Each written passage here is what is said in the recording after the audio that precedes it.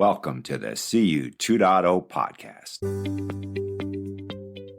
Hi, and welcome to the CU 2.0 podcast with big new ideas about credit unions and conversations about innovative technology with credit union and fintech leaders. This podcast is brought to you by Quillo, the real-time loan syndication network for credit unions, and by your host, longtime credit union and financial technology journalist Robert McGarvey. And now, the CU 2.0 podcast with Robert McGarvey. If I say temp worker, probably you think of a fill-in receptionist, and that's true as far as it goes. But talk with O2 Consulting Group and it's a plunge into a whole new world. A world that's especially known to smaller credit unions, ones under perhaps $500 million in assets. Where exactly does that CU find the talent to implement an AI program? Just maybe a fractional CTO shared by two or more credit unions, or a temporary executive exactly the cure. Enter Bonnie Ortiz, CEO of O2 and longtime COO at the Partnership Credit Union. She's worked inside a credit union. She knows the terrain. But now she also has assembled a team of seasoned credit union talents who are available for fractional and temporary roles to help credit unions solve anything from tech issues to compliance matters. It's a fact, credit union operations have become increasingly complex. The day of the shoebox credit union is long gone, long gone. Real talent is needed, but that talent may be too costly for a smaller credit union. The O2 solution is a potential lifesaver. Also on the show is David Martinez, CIO at $500 million Arlington Federal Credit Union, a credit union that has used O2 talent many times. Martinez is a happy customer. He sings the praises. He's also a past guest on this show. There's a link in the show notes, and the topic is about how mid-sized credit unions can survive and indeed thrive. Credit unions like Arlington Federal. Keep listening to this episode, and Ortiz offers keen insights into the nuts and bolts of a credit union merger. She's looking at the issue with the COO's eyes. How exactly will this merger work? I've done many shows about mergers. I've never heard anybody with this perspective. It's crucial, it's valuable, it's important. The concerns she raises are keen. Any credit union considering a merger, and who isn't today, needs to give this a close attention. Listen up.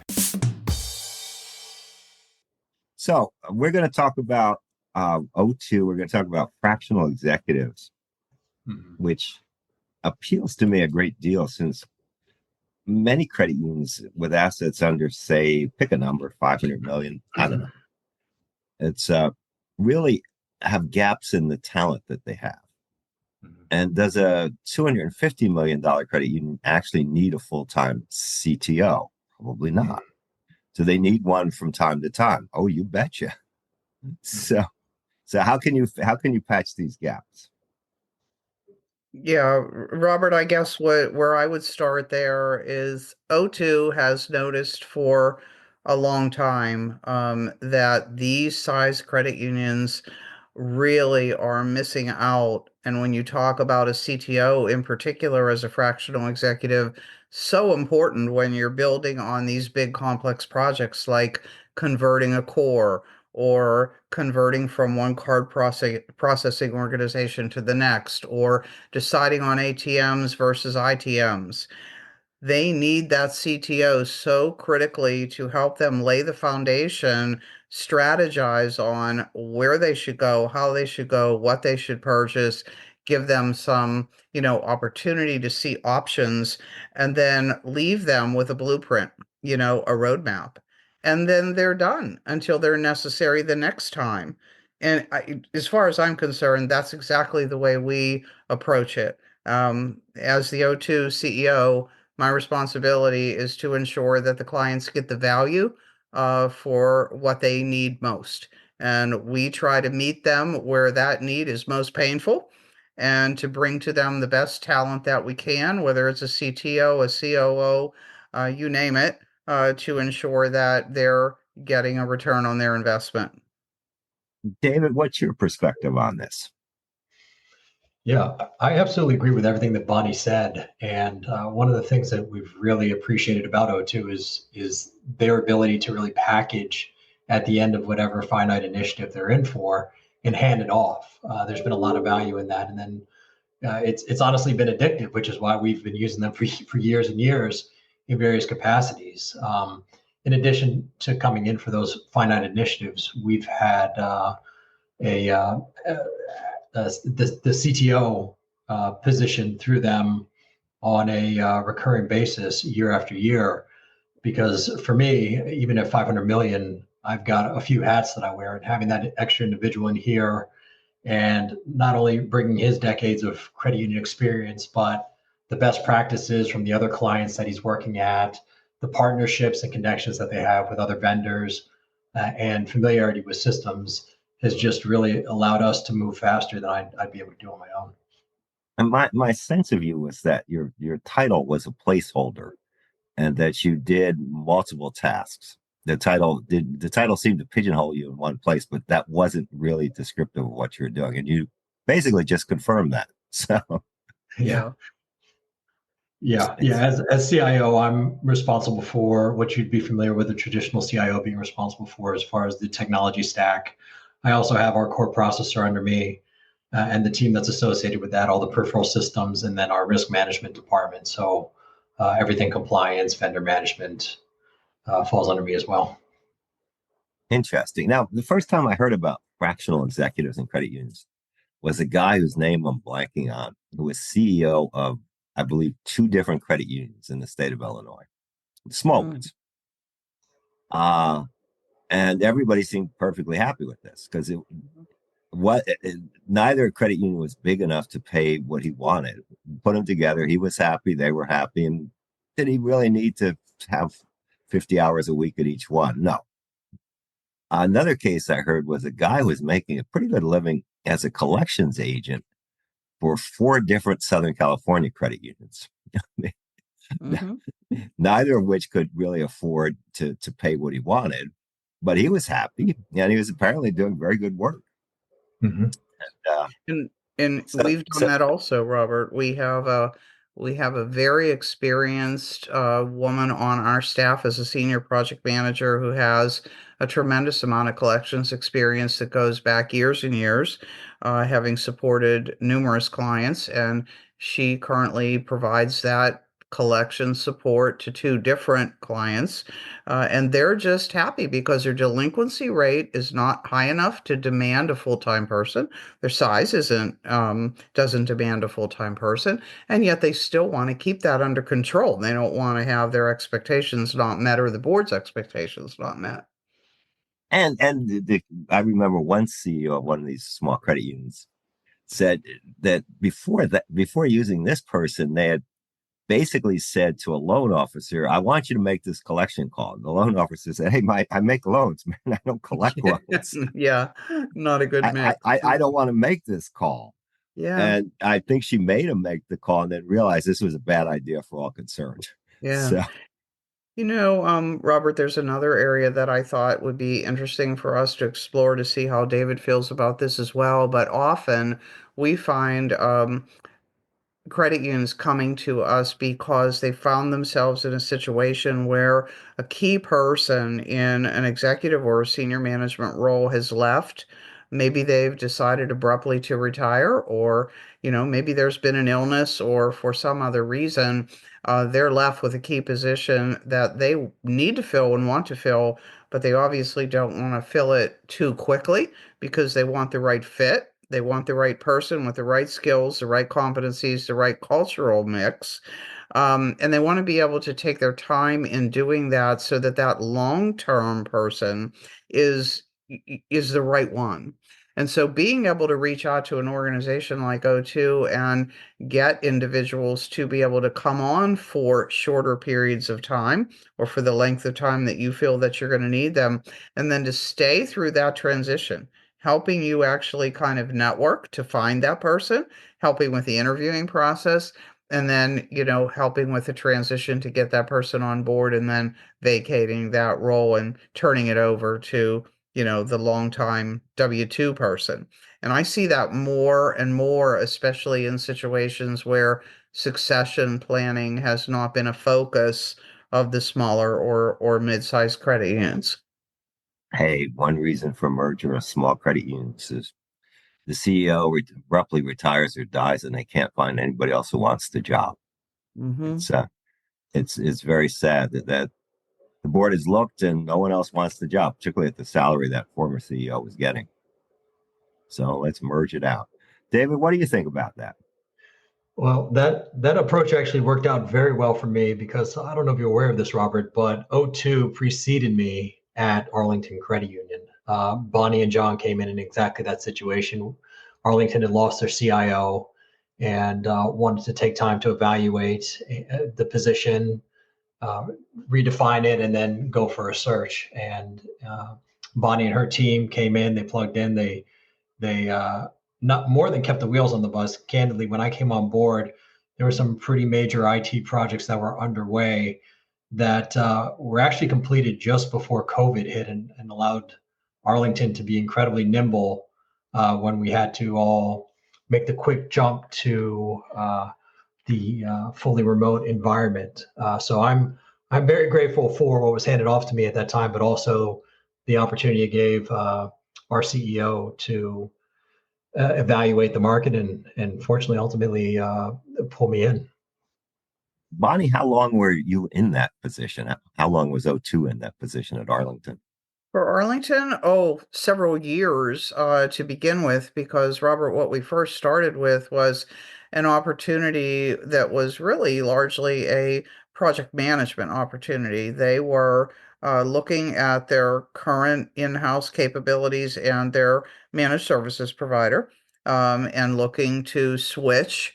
And so they were looking for somebody who could project manage the entire initiative, work with both vendors, try to work with the internal team. And of course, as David said, when that first started, he wasn't really in that position. And so John Zaglin, who is O2's CTO, took over in that capacity. And then I ran the overall project, and that lasted more than a year.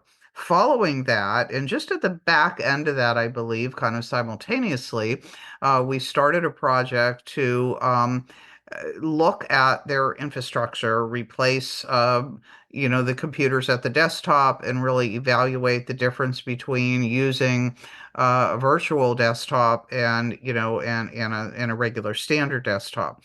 And that was prior to COVID. And I still remember Karen Rosales telling us after that whole project was done that when COVID hit and they were so ready to be able to take everybody home with safety and security behind them, knowing that that project was finished. So we did that project as well. David was on board then by that time, and we were able to split up responsibilities and move forward to get that finished. And then lastly, we managed the telephony project when they switched over to their new telephone system. That was managed by us as well. John stayed on board for that and acted as David's primary sort of manager, if you will, in that situation, and worked side by side of all of the individuals in the main headquarters building and the branches to be sure that before we walked off that job that they were all operating and that the members were being served. So we were in that dual capacity for probably 2.5 years, maybe a little bit longer than that. And then the project management efforts were turned over to someone internally. And John stayed on in his capacity as fractional support for David on the IT side, and he is still there. Wow. Now, have you done any fill-in CEO gigs? And I asked for that. I know a guy who specialized in that. He did fill-in medical device companies. Mm-hmm. And usually the incumbent CEO had been fired rather abruptly. And Mm-hmm. and this guy didn't want the job permanently, but he was happy to take the job for 6 months to a year. And he did that from a number of companies. Mm-hmm. We have not currently been asked to step in place of a CEO, whether that CEO is being moved aside because NCUA, felt that there needed to be other management, or that CEO was either asked to leave or left on their own. But what we have done is to support credit unions that are going through some difficult times with NCUA, also in some merger situations where the CEO of the incoming credit union decides halfway through the conversion or the acquisition that they don't really want to be there. And so I have stepped in and helped to assume that responsibility while managing the merger or managing the initiatives, especially on the IT side, where things can get pretty dicey with NCUA if you're not really toeing the line, and have been that support arm, to the CEO. I do have several credit unions right now that are small that utilize me to report out to their board. So in one case, I act as the acting IT VP for Money One Federal Credit Union, and in that capacity, my responsibility is to ensure that I report to the board on a quarterly basis, that anytime there are initiatives for remediation, especially those remediations that could cause heartburn, that I am the one that is reporting to the board, obviously supporting the CEO, but not necessarily taking her place. Tell me about, quote, managing the merger. I've done many shows on mergers, mainly from the perspective of the people who put the deals together. And they're just waiting to cash the check, essentially. And nothing wrong with that, but they don't get involved in cleaning up the dishes after dinner. Yeah, It's I clean up all the dishes, Robert. right. Tell me what's involved in that. This is a new task. Yeah.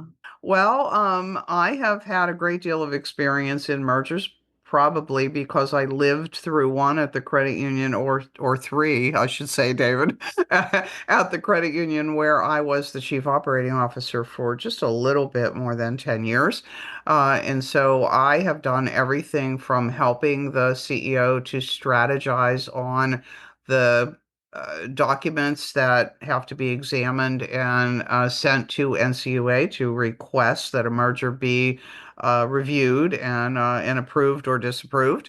I have been included in all of the due diligence activities where I either lead that, create a playbook from which they can then distribute to the various business owners who are going to be looking at departments and documents and so forth for the incoming credit union, and then moving on from there to, once the merger has been approved, to actually setting up all of the project plans. And we use something I call a playbook. So I set up a playbook for the master merger as well as all of the other ancillary projects that are going on around it, like the technology conversion, the people portion of it, the card activity, etc. So I did several of those with the credit union that I belonged to before I formed O2. And then after coming out of that umbrella, I have helped with several mergers with other clients. One of them is PAHO WHO, who brought in Georgetown University Federal Credit Union several years ago, and we managed that from the time at which they had completed their due diligence all the way until they finished up the sort of cultural intersections that need to happen, and all of the post-mortem activities that are associated with making sure that everything is balanced correctly, and all the uh, all the various departments are working the way that you would want them to as one team, and not looking at themselves as two separate teams running two separate systems. What's the hardest part of a merger that people don't think about until they're in it? I think the devil is always in the details, Robert. And a lot of times, organizations come at a merger at the very high level strategic place, and they don't dig deep enough into the tactical to really know what the risks are that they could be facing, and then build mitigation strategies around them. So I think the hardest part of it is getting people to really look at the details, make sure that they have a plan for everything and that they have identified the risks, especially when, due diligence activities are only as good as the amount of effort that you put into them. And often you are rushed, through that activity. And so you're ultimately going to find things, So as you get into the merger, the implementation portion of that, you're going to find things that, you wouldn't have expected. And you have got to be ready to pivot and to make sure that you're not missing your deadlines. To bring up those areas, especially your general ledger, your accounting side, making sure that your loan portfolio is in place, etc. I would probably say that the second most difficult part of it is data mapping because you're working with vendors and not always is the core for the incoming credit union the same as the core for the acquiring credit union. And that whole data mapping exercise and the navigation and collaboration that has to go on between those two organizations, those two core organizations, is phenomenal. You absolutely need to have somebody who can get in there, understand what is going on, and get them to work together. Because deconversions and then conversions into the other system can be fraught with problems if that data is not mapped effectively. Right. Basically, it's like doing a core conversion when you're not planning to do a core conversion. Yes. It's huh.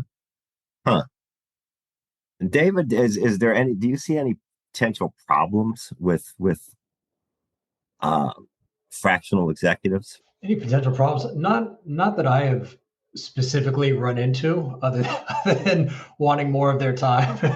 And, but no, it is a trusted partner that you have there that is able to fill in. What's beautiful about it is just the elasticity that it affords us. We often feel that we've got more opportunity than bandwidth, and it's one of the best tools that we have to solve that. Is it? I assume the answer to this is absolutely yes, but I'll ask it anyway. Is it cost effective?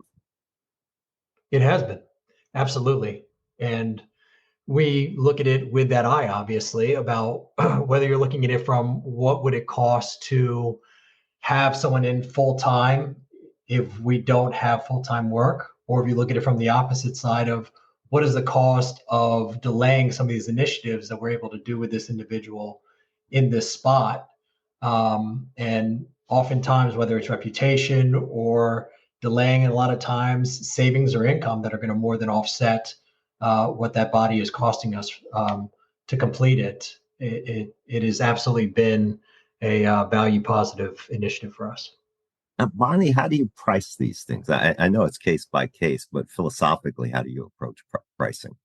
It depends on the extent of the contract. So obviously you're going to scope, the work. What is it that you want done? Do you want support for in the managerial area or just in the technical, straight up, strategic or tactical area? So scoping it first and making sure that you understand what the needs of the client are, and then looking at the level of effort for how much time uh, does it take to actually get those things done? So, David and I, for example, when we sat down to initially scope out the work that was required, it's at a little bit more of a strategic or general level. And then John gets involved with David in once the, decisions have been made to continue into the next year. And they put together a much more detailed statement of work that ensures that the level of effort that has been contracted for and the block of hours that have been purchased are sufficient, and that if they're not, that you have an amendment in place that can allow that to go forward if approved. Or in the opposite direction, I think that we are very flexible in saying that if you don't use all the hours, then we can either carry them over to the next year or we can return you a credit. So that's sort of philosophically the way I approach it. But obviously, it always comes down to an hourly rate. at that hourly rate, multiplied by the hours that, you want somebody. Do you want them 8 hours a day? Do you want them 6 hours a day? Do you want somebody that comes 2 full days in a row? Or do you want to split that equivalent of 2 days across a period of time? But always, if it is a long-term contract, so if someone says to me, I need this person and I need them for 6 months or a year, if I can accommodate that, and they are willing to, sign that contract up front, then I will typically provide a discount to that rate, because I'm guaranteed that that person is going to be in place. And it also guarantees the client that they're going to get that, that same person. And to that, I would also add something that, to what David was just saying a little while ago.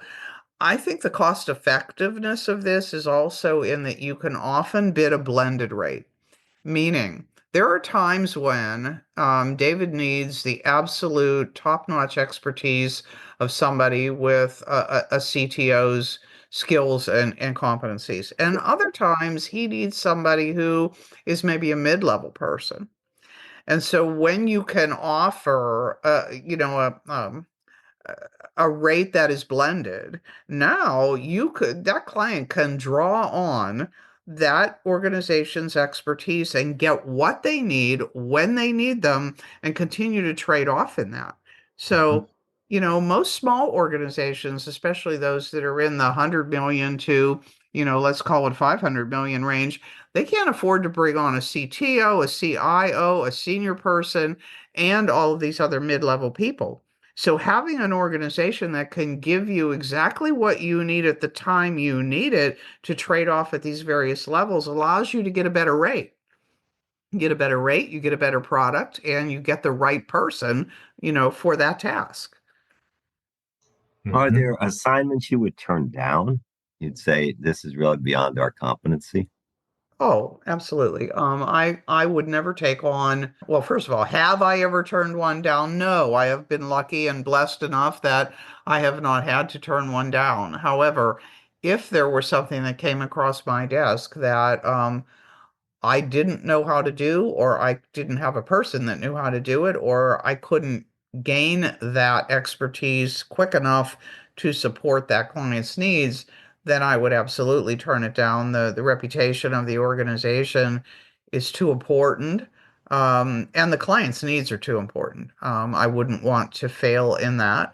Yes, I probably would turn it down. I think the other reason that I might turn a project down, Robert, is if the client really just has such a bare bones budget that they cannot afford the level of expertise that we have, even at the basic level, then at some point, it's about profitability to the organization. So I have to be reasonable, about that. So my philosophy is, so when I come to the table with a client, and I always view them as partners, I will ask, what were you thinking from a budget perspective? So that I know your floor. I know, hopefully the ceiling at which you're going to go to, and we can meet somewhere in the middle. Because I think that's important. Even when you're hiring a W-2 person, it's nice to know what their expectation is for a salary. Because if they're talking $150,000 a year and you've got 50 to spend, then the time that you're wasting on interviewing that person is just that, time wasted. Now, there are thousands and thousands of credit unions in the small credit union target market. It's funny, we talk about credit unions and we spend so much time. I spend so much time talking about ones that are $1 billion and bigger. That's just a tiny slice of credit union land. Of the many thousands, how many do you think are using fractional executives? I mean, I think the answer should be probably 100%, but how many are using it? Well, that's a very good question, that I don't have an exact answer for, but I would tell you that I think that it is probably a lower percentage than what you might think. because I think it's something that is just coming now into vogue. I think as smaller credit unions and even mid-sized credit unions are struggling to not just survive but thrive, and that don't want to merge or don't feel that they need to merge, it is becoming more important that they look for ways to be able to do innovative things, those very critical initiatives done. And as a result, they're looking for ways to do it with the best talent they can find, but at the lowest cost that they can get. And so I think it's getting more prevalent. I think these kinds of podcasts and educating the credit union community that this is a way to go, and also beginning to get the word out that it works. So I loved having David join us today because, until you can hear from a credit union that is doing it and has done it and has had a good experience and has experienced value, then that word isn't going to spread. And small and mid-sized credit unions are also a little risk averse, because they don't want to make they don't want to jump off of a bridge. As you said, Robert, David, what have you experienced, or maybe what are the negative, aspects of bringing on a fractional executive? And not having experienced any, that word of mouth is the best marketing that you could get. Yeah. Well, you say this is a relatively new form of working.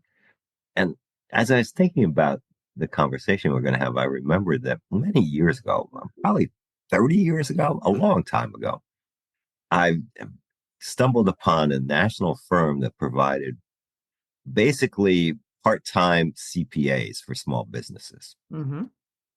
Now, this was just that one function, CPA, and the small business had a bookkeeper for sure, but said bookkeeper did not have the skills of a CPA. So what if you needed a CPA one day a month? This search, fine, we'll send one down. And that is a highly specialized skill, I'll agree. But companies were happy opening up their books to this person, which is interesting. That's Mm-hmm. so there's this, it is accepted for certain skills that part-time is plenty good enough. Fractional is Yeah. plenty good enough. One thing I would add to that, Robert, is having been in the credit union industry for some time now, the culture of credit unions is unique. It's And wackadoodle. It's wackadoodle. It's and they are as I tell small fintech startups, one thing you have to understand is a credit union is a cult. It's a cult. It's a there you four-letter go. word. And Well, and as they come back and they say they've met with a few credit unions, they say, you're right, it's a cult. I don't say that as a malignant thing, but you have to understand but how they talk, how they think. A person could yeah. come into Arlington Credit Union and be so abrasive in credit union style. David would ask, David's a very polite, mild-mannered guy. He'd ask him to leave after an hour. Yeah. And where I was going with that was that they want their own. And so when I created O2 Consulting Group, I was very careful to ensure that I brought the best talent who across the credit union knew their stuff, because that's what you need. I think some credit unions may be fearful of bringing in part-time help or fractional help, as we're discussing today, because many of the people that they might get coming in from just other for-profit organizations are not necessarily aware of the way credit unions operate, and the culture that surrounds them. So I think that's another important factor, is that, finding that kind of service available in credit union service organizations or other consulting firms that focus completely on the credit union industry is important especially at the smaller size. I totally agree with that. The culture match that we find partnering with O2 is tremendous. And Robert, I'd also offer this perspective. We were talking about how many credit unions are currently taking advantage of fractional executives, and that number may be lower than one might think. But our industry has always thrived through resource sharing. And there's so many examples of CUSOs out there that I would venture to say the majority of credit unions are participating in some form. And this is just absolutely. It's another form of that. Core systems, from core systems to digital banking, they're using CUSOs as their vendors, in part because a lot of the other vendors don't want to deal with them, but they're getting good service from those CUSOs. That's so right. it's no, CUSOs are a secret sauce of credit unions. That took me a long time to figure out how important they are. So, but that's a good point you're making, though, that is shared all along. Got to remember that, Bonnie. You can use that. Yes, I intend to.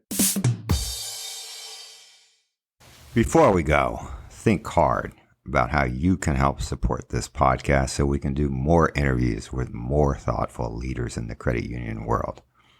What we're trying to figure out here in these podcasts is what's next for credit unions. What can they do to really, really, really make a difference in the financial scene?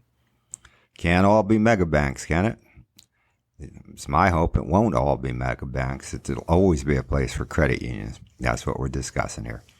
So figure out how you can help. Get in touch with me. This is rjmcgarvey@gmail.com. Robert McGarvey again. That's rjmcgarvey@gmail.com. Get in touch. We'll figure out a way that you can help. We need your support. We want your support. We thank you for your support. The CU 2.0 podcast.